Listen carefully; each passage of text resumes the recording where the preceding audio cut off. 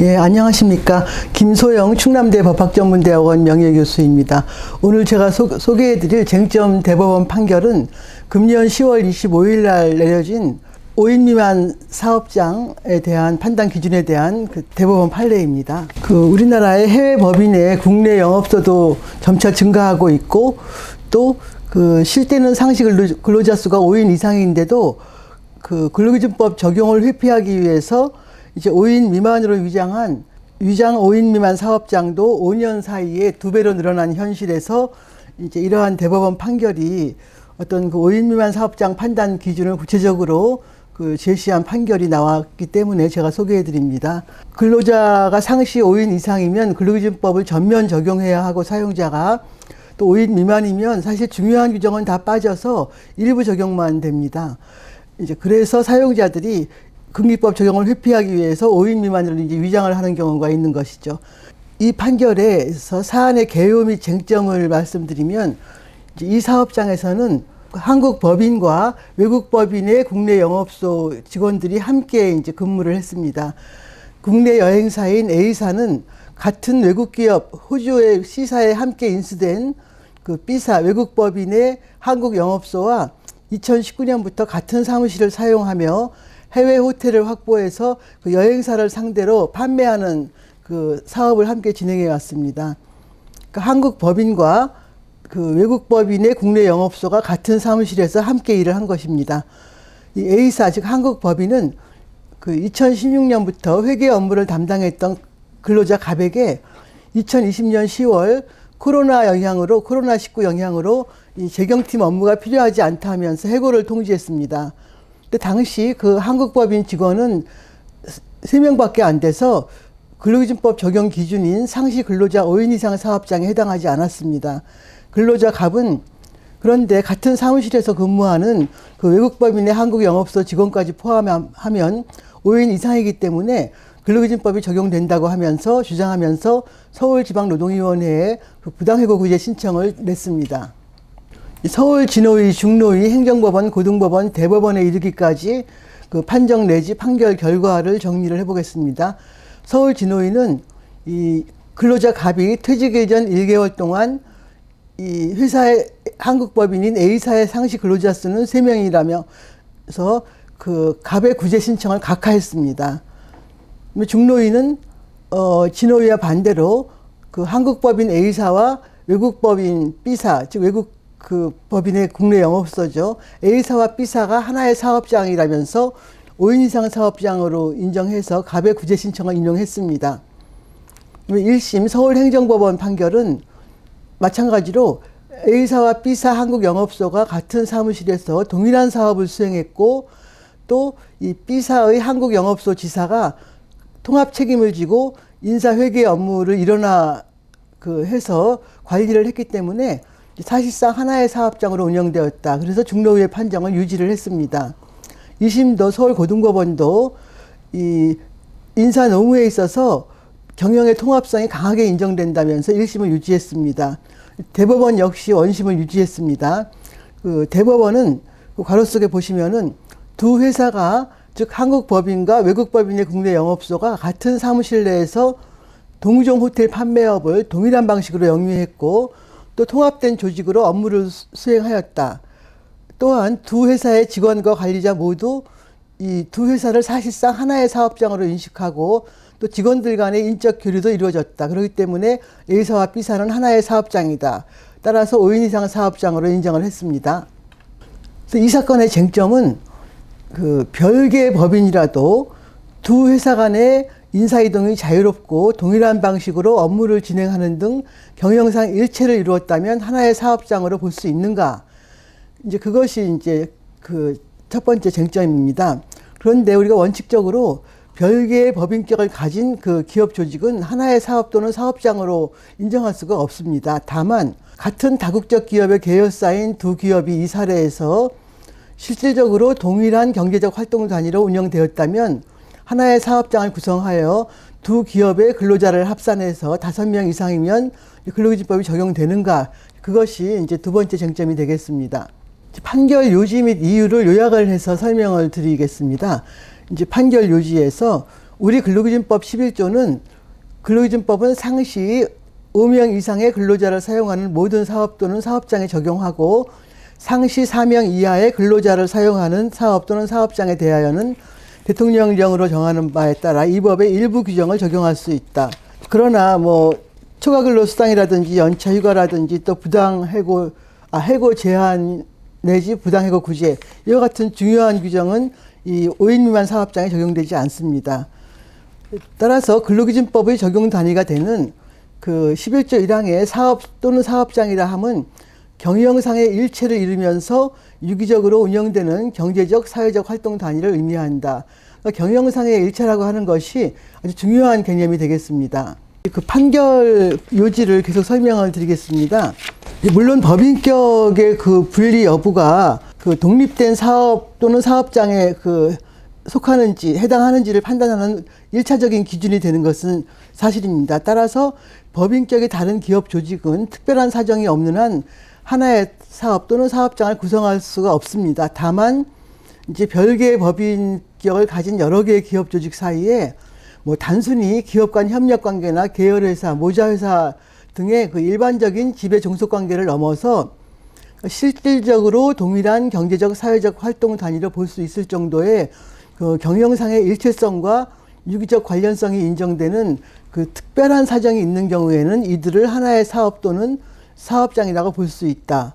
대법원은 이와 같이 이제 판시를 하고, 그렇다면 그 복수의 기업 조직이 법인격이 서로 다른 복수의 기업 조직이 하나의 사업 또는 사업장에 해당하는 것으로 볼 수 있는 특별한 사정, 이거 특별한 사정을 판단할 수 있는 그 어떤 구체적인 기준이 필요하겠죠. 그 기준을 이제 대법원은 제시를 했는데, 첫 번째, 업무의 종류, 성질, 목적, 수행 방식, 나아가 장소가 동일한지.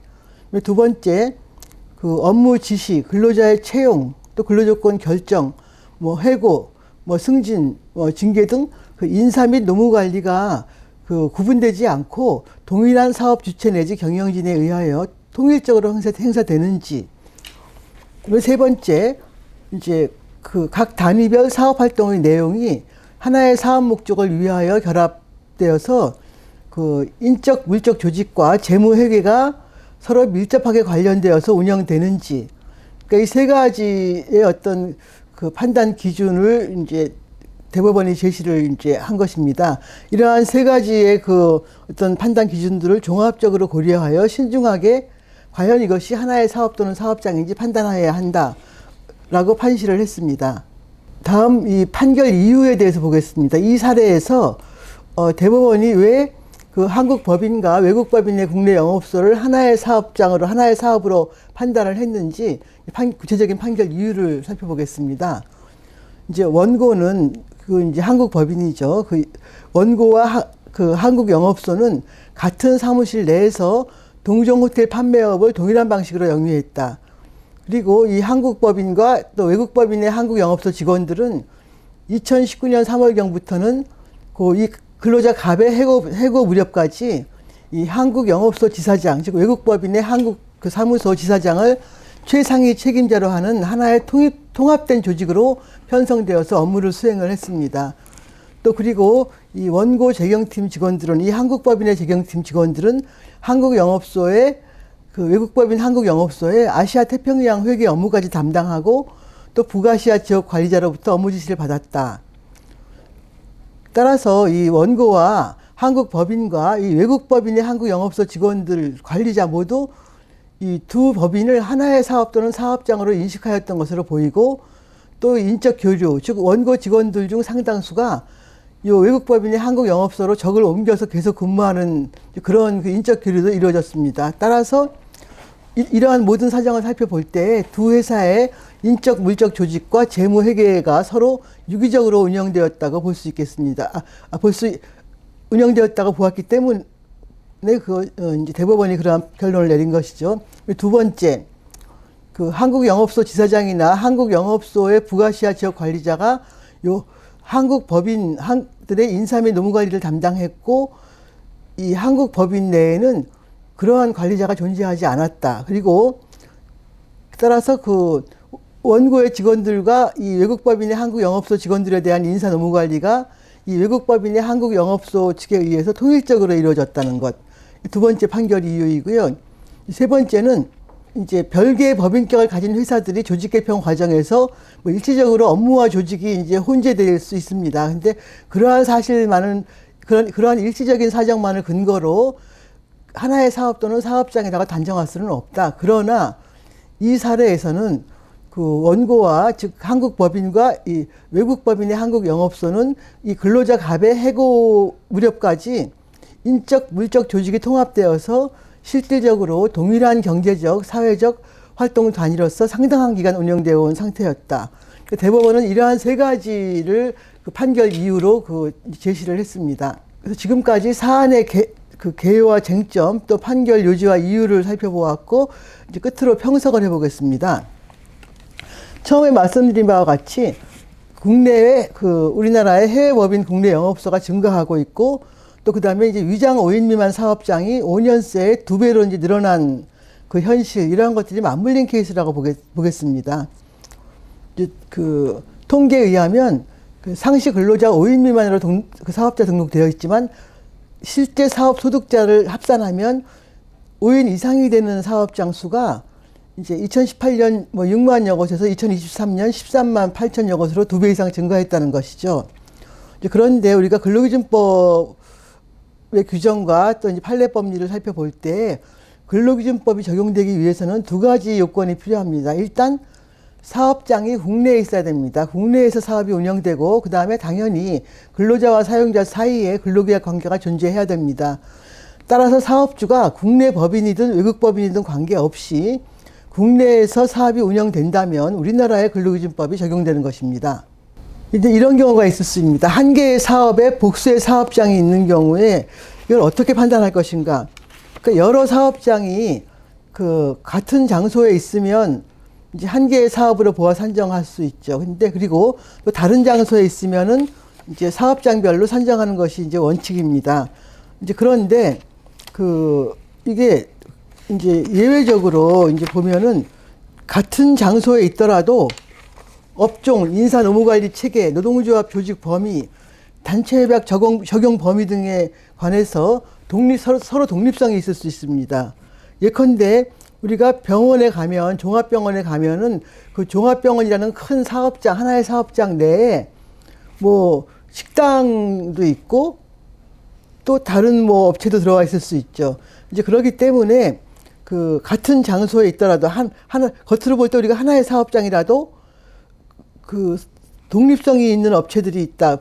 그러면은 이 경우에는 그 분리해서 산정을 해야 되고 또 하나는 이게 장소적으로는 여기저기 떨어져 있지만은 현재 그것이 소규모이고 또 독립성이 없는 경우에 출장소 같은 경우에 이것은 통합해 산정을 해야 되죠. 최근에 제가 이제 MBC 뉴스를 보았는데 이게 대전에 카페 3곳이 24시간 운영하는 카페 3곳이 있는데 다 5인 미만 사업장으로 되어 있어요. 근데 종업원들이 돌아가면서 근무를 하고 있고 뭐 단톡방도 하나 연결되어 있고 이제 그런데 문제는 이 카페 24시간 카페이기 때문에 제가 뭐 사실관계를 직접 확인해 보지는 않았지만 연속으로 31시간 근무하는 근로자도 있었습니다. 그래서 이 세 개의 카페가 가까운 곳에 있으면서 종업원들이 돌아가면서 근무하고 있기 때문에 이제 근로자는 다 합하면은 5인 이상 사업장이 된다고 생각을 한 거죠.